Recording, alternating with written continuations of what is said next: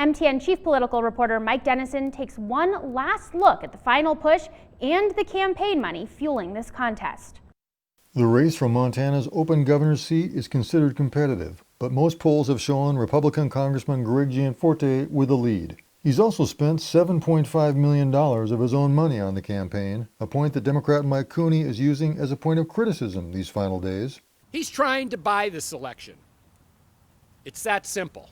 This out-of-state, out-of-touch, wannabe plutocrat has spent more than $17 million trying to buy our elections since Governor Bullock and I beat him the first time he tried to purchase the governor's office.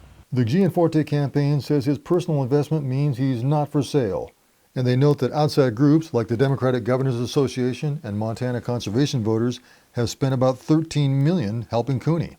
The Republican Governors Association also has spent at least $8 million helping Gianforte. But when it comes to money from actual donors, the two men are about even, raising $3.4 million each through mid-October. About 80% of Gianforte's donor cash is from Montanans, while Cooney is getting 2/3 of his haul from inside the state. Cooney, however, has a lot more donors and donations, in excess of 53,000, while Gianforte is at 11,500, so his average donation is much larger. In the coming days, Gianforte is hitting the trail with national figures, like Texas U.S. Senator Ted Cruz in Billings and Hamilton, and Donald Trump Jr. in Kalispell on Saturday.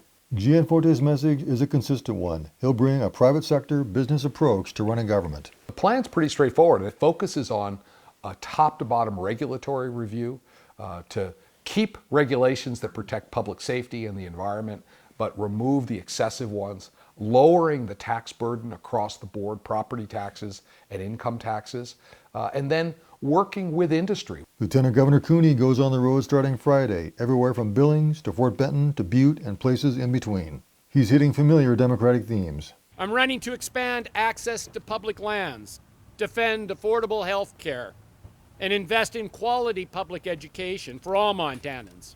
This race is considered the most competitive governor's contest in the nation. But how close is it, really?